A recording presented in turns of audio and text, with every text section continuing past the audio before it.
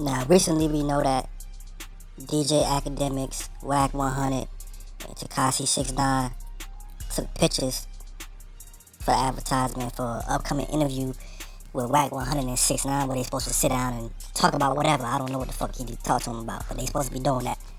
And the internet's been in an uproar. A lot of people have opinions about it, some good, some bad, some in between. You know what I'm saying? And my opinion about the situation is, would I do it? No. Should Wack 100 should have did it? No. And the reason for that is because, for one, Wack 100 is supposed to be this street dude. Like, you stand on morals, you stand on principles, you're supposed to be blood, you live by a certain lifestyle. And when you got somebody that told on a whole blood set, 9 straight members, why would you turn around and fuck with them? You know what I'm saying? Like, if you ain't going to the interview and lining a nigga up and just be like, yo, I'ma go there, and then when I get there, I'm popping on that nigga just off the strength, then what the fuck do you need to go sit down with that man for and talk to him about? We didn't already seen the documentaries. We didn't already heard the interview. We didn't already heard the justification for why he did. And it ain't nothing else that we want to hear from this dude. And you know what I'm saying? And the shit is really crazy how dude tries to sit up there and justify him telling like, oh, he was a civilian the whole time. I never looked at him as a real blood. So fucking what, my nigga? So fucking what? That man knew what the fuck he was doing when he got into that shit, bro. When he started fucking with Shotty and them 9 Trey niggas, they didn't force him to fucking be blood. That's what the fuck he wanted to do. They didn't force him to get on the phone on camera and order a hit on Chief Keef. That's what the fuck he wanted to do. Shotty didn't force him to ride them niggas, you know what I'm saying, when they did. And that be one of his charges when they got pitted by the Fed. That's shit that he wanted to do. He didn't force him to go on the internet and start trolling these rappers and all this shit like that. That's what the fuck this man wanted to do, bro. He's a grown-ass man. He knew right from wrong. You know what I'm saying? And I hate niggas keep trying to say that shit. We all know niggas from the hood that's bitch-ass niggas, that's soft as hell, that's pussy, that don't belong in no gangs whatsoever. But once they join that gang, you're held to a certain standard of whatever you belong to. So when you fuck up and you tell or you do some bullshit, niggas ain't looking at it like, oh shit, he ain't built like that anyway, so we just gonna let that shit rock. No, nigga, you fucking violated, nigga. You violated. And he is right about they should have never, you know what I'm saying, put him on the set. They shouldn't have been telling him certain shit, cause that true indeed, the nigga's a bitch ass nigga. You know what I'm saying? He's a bitch ass nigga, but what niggas ain't highlighting is the fact that Treyway was already being indicted, regardless if the situation with 6ix9ine happened or not.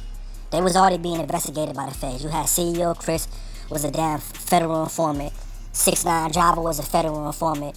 They had already been investigating these dudes years before that, so it was inevitable that they was going to get picked up by the feds. And just when the situation happened with 6ix9ine being kidnapped and all that, and they had got word that they were supposed to be killing him, it speeded up the process. You know what I'm saying? It speeded up the process and shit like that. You understand what I'm saying? But who knows? Maybe if they didn't involve him in that situation, he might have not told. Do I feel like that? I feel like they would have used him to tell on them, and I feel like he was going to tell anyway. His excuse is, oh, they fucked my baby moms, the dudes robbed me, they were just loyal to me, so I'm going to be loyal to them. It ain't about that, bro. Like, it's not about that, my nigga. Like, if you a real nigga, I don't give a fuck what niggas did. I don't give a fuck if niggas killed my goddamn son in front of me, nigga. I'm not telling on them and shit like that. Fuck all that shit. I just see you when I see you. And if I go to prison, catch you in there, then we gonna bang out in there. If catch you in the streets, nigga, it's lit. And that's just how it's supposed to go. You know what I'm saying? It's really like a slap in the face to all the real niggas that's locked up behind this dude telling you, giving him a platform. If you want to talk to him, do that shit off camera. Do that shit behind closed doors. Holler at him on your own. Because you been advocating for the dude the whole time. Like, oh, he ain't a rat. Justifying it. Basically setting up this. So basically, he was covering his tracks. So when he does do the interview, nobody can be like, bro, you just said the nigga's a rat. You see what I'm saying? Like, dudes ain't slick, and you can see it from a mile away. Like, this dude been saying this the whole time. Like, 6ix9ine was a kid. He been saying this shit.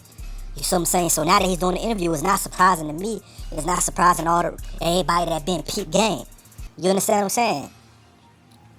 And it's just crazy how dudes try to act like they doing something real. Like, you know what I'm saying? Because it's like, you cannot tell me that if it was a dude from fucking Bounty Hunters or Bloodstone Villains out there out in Cali, and they put a dude on the set, and he fucked around and told on her whole gang, you would interview him. You wouldn't fucking interview him. Only reason you doing that because 6ix9ine is from New York.